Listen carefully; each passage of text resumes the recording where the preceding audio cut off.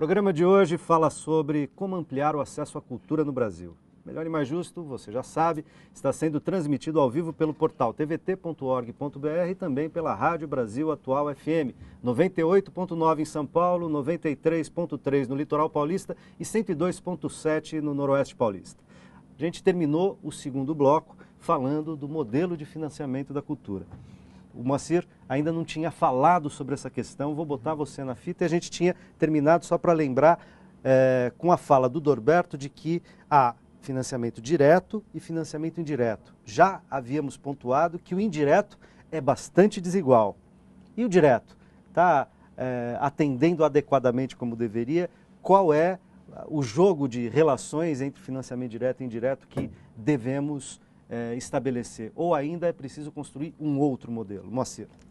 Acho até interessante essa questão do financiamento, porque eu acompanhando várias notícias sobre a cultura, por exemplo, eu vi há pouco tempo atrás Cláudia Leite ganhou um edital de cultura muito forte, acho que se não me engano foi R$1.200.000.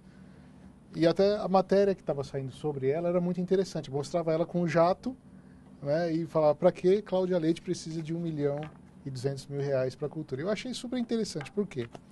Voltando para a parte do game, temos 2 projetos aprovados agora, recentemente, pela Lei Rouanet. O site da Maria Bethânia também teve contestação. O próprio Soleil também, que o Circo de Soleil se referiu aí também. Verdade. O que acontece? Foi aprovado pela Lei Rouanet 2 jogos super interessantes. Um é totalmente artístico, com viés artístico, desenhado, que é o Thorin, de uma desenvolvedora indie, e um jogo educacional chamado Kiduka, Cidade da Educação.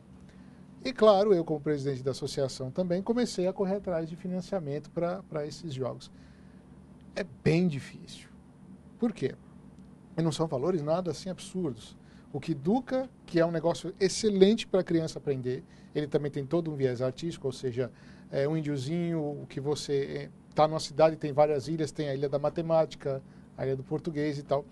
E o Thorin, que ele é totalmente artístico, é um jogo de ação, mas ele é mesmo assim, como se fosse uma pintura. Né? Excepcional. Assim, são coisas assim, são produtos realmente artísticos e culturais fabulosos. Agora, como concorrer com Cláudia Leite? Que todo mundo quer colocar o nome no show dela. Né? Então, foi bem o que eu corroboro muito com o que vocês falaram, que esse negócio ele fica muito atrelado a certos nichos, a certos marqueteiros poderosos. Tem uma questão assim, excepcional que a gente não consegue olhar muito nesse sentido. Que eu falo muito é transmídia. Por exemplo, de um game eu posso extrair um livro, eu posso extrair uma peça de teatro de um game. Existem várias, não no Brasil, nos Estados Unidos. Uhum. Hoje, um dos livros mais vendidos no Brasil é um livro de jogo chamado Assassin's Creed.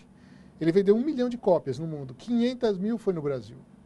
Foi o marco desse livro em todo o mundo, porque no Brasil se vendeu 500 mil cópias. O Dexter, que é um programa, é um seriado muito famoso na televisão americana, as duas últimas... No Brasil tambem, né? No Brasil. Na TV assinada, pelo Isso. menos. Quem tem acesso à TV assinada. Os 2 últimos seriados inteiros foram pagos com dinheiro do aplicativo. Eles não mexeram nem sequer no dinheiro de patrocínio. Foi com o dinheiro do aplicativo. Quando termina o seriado, aparece lá. Joga o aplicativo e paga R$99. Quer dizer, o pessoal quer tanto saber o que vai acontecer no próximo capítulo que acaba pagando. Mas onde é que está isso? Só uma questão. Aí, tu me desculpa, é uma curiosidade mesmo, a nível de curiosidade. Tá. Como é que vocês pensam esse universo dos games em relação às crianças e adolescentes que não têm acesso a esse tipo de equipamento? Porque visando que o Brasil é um país grande e complexo e nem todas as crianças e adolescentes no nosso país têm acesso a games. Como é que fica? Na verdade, a criança, ela geralmente tem acesso. Se ela não, por exemplo, se ela não tem condições, sempre ela vai na casa de um amigo. Eu fazia isso quando eu não tinha. Não, mas eu estou me referindo às crianças do norte do país, os ribeirinhas. Eu fico imaginando aqui as crianças e adolescentes dos ribeirinhas do Amazonas. Entendi. Os ribeirinhas do São Francisco. Agora, crianças Tadeu, e adolescentes do sertão da Bahia, do sertão de Pernambuco. Tadeu, agora, a gente poderia dizer que a questão de acesso, que é o tema do debate, embora a gente possa segmentar, e claro, né, temos aqui games, editoras, teatro, Funarte, abraçando um conjunto digamos, expressões culturais e artísticas, enfim, mas em relação ao acesso, a gente pode falar, é verdade, muita gente não tem acesso a games, mas também muita gente não tem acesso ao teatro, muita gente não tem acesso a espetáculos musicais, muita gente... São questões diferentes, eu sei, eu não estou discordando de você, mas estou querendo, e são acessos muito diferentes, né?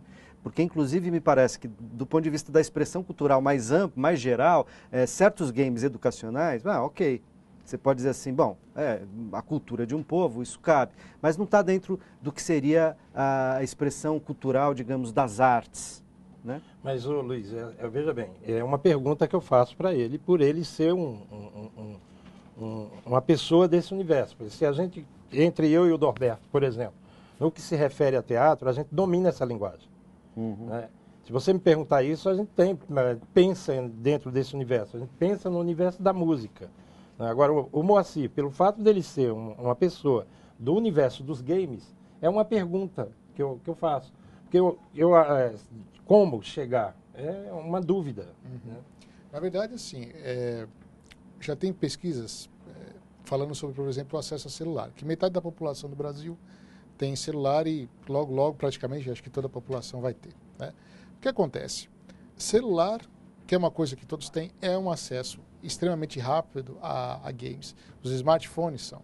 Inclusive com as novas leis de incentivo, onde os smartphones são desonerados, isso vai praticamente duplicar ou triplicar. Eu acho que é essa a nossa expectativa.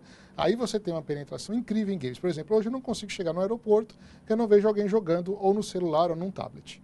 Esse é um alcance excepcional que o game tem. Existem também várias oficinas e polos digitais de ciência e tecnologia. Por exemplo, eu estive há 2 semanas atrás no Gamepolitan. Gamepolitan era um evento regional de games na Bahia, em Salvador. Veio gente de tudo quanto é lugar de Salvador, assim, da Bahia, até muito de interior. Santa Amaro, por exemplo, que é um lugar que eu também já dei palestra, que é no interior da Bahia. E você percebe que esse pessoal tem sede por esse tipo de tecnologia. Tem vários polos, por exemplo, o polo da FAPESB, que é digamos, o polo digital da Bahia. Aquilo é monstruoso, é sensacional. Eu estava com o Antônio Rocha, que é um dos precursores desse polo para a área de inovação. Várias pessoas que estão em outros estados do interior, eles querem participar desse polo para poder produzir games. Então, isso é fantástico. O alcance dele é muito forte. Por quê? Ele tem um poder de interatividade. Então, ele pode interagir na tela de um computador, ele pode interagir num tablet, ele pode interagir num celular. E aí você ganha uma imensa quantidade de pessoas. Deixa eu aproveitar e botar uma conversa no campo do acesso. Há um projeto novo que... o projeto não é tão novo, mas ele está sendo viabilizado agora, que parece que produz avanços e, ao mesmo tempo, produz também polêmicas, que é a questão do Vale Cultura. E eu sei disso, estava falando do game, porque parece que o game ficou fora do Vale Cultura, tá certo? Eu não quero discutir segmentadamente, porque aí a gente daria para fazer um programa inteirinho só sobre o games, ou só sobre as editoras, ou só sobre o teatro. Estou tentando ampliar o debate, mas eu queria que vocês falassem como é que vocês veem o Vale Cultura, se ele é uma boa ferramenta. Obviamente que ele não é uma panaceia, não vai resolver todos os problemas, mas ele é uma ferramenta a mais? Norberto. Bom, vamos lá.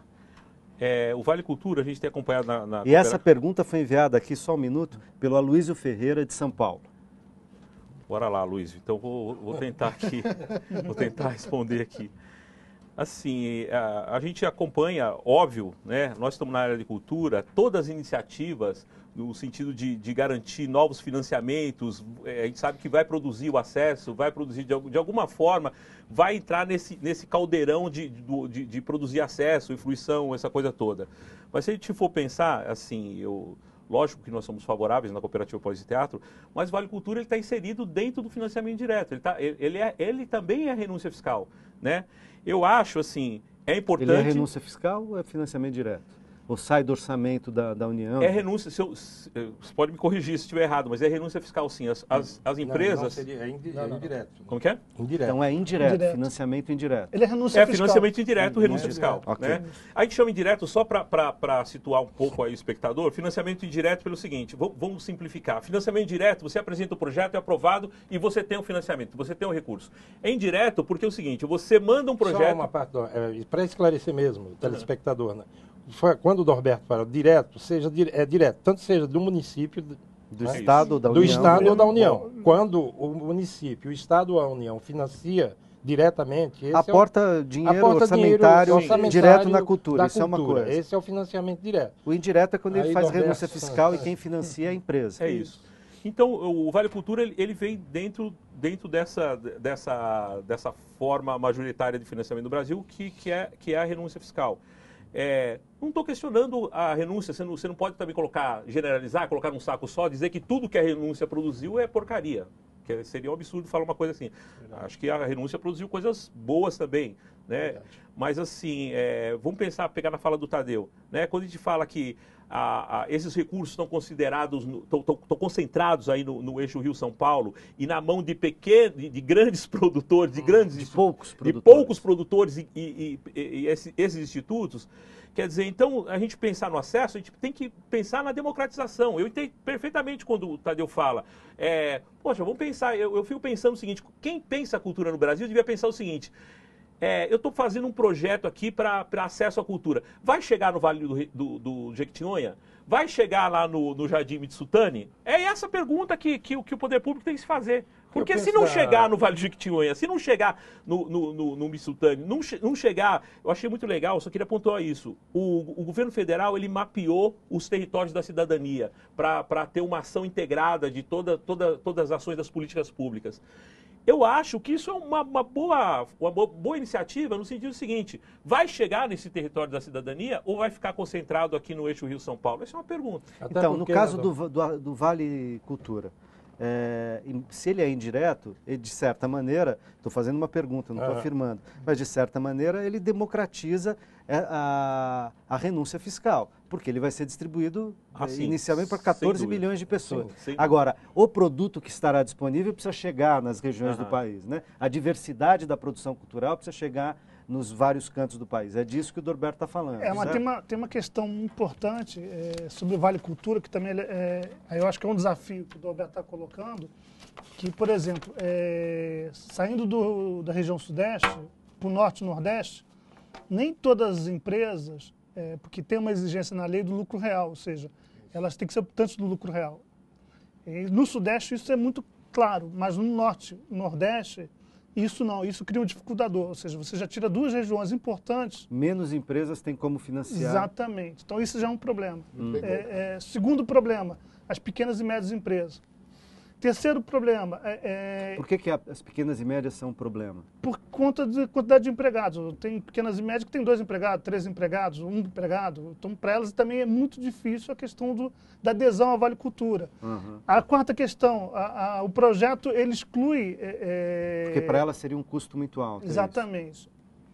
Quarta questão, o projeto exclui os aposentados, os servidores públicos e os assalariados sem carteira, o povo informal. Então, tem questões da lei, isso estou dizendo que a Libra é a favor, tanto que está no programa da Libra, a questão do Vale Cultura, mas tem questões da lei que é preciso fazer... Avançar, é preciso conversar um pouco mais. Tem uma questão que o Norberto coloca, é o seguinte, também não basta o Vale Cultura se você, na periferia de São Paulo, não tem equipamentos culturais que possam utilizar o Vale Cultura. O Vale de Jequitinhonha, se você não tem equipamentos culturais lá, teatro, música, espaços, equipamentos... Mas aí também bem, Então, quando você pensa numa política de cultura e uma política do Vale Cultura, você tem que pensar o todo. Ou seja, eu sei, e eu acho que o governo está fazendo isso, no sentido seguinte, eu não vou fazer uma lei que eu vou direcionar. Ou seja, esse Vale Cultura vai ser usado para isso.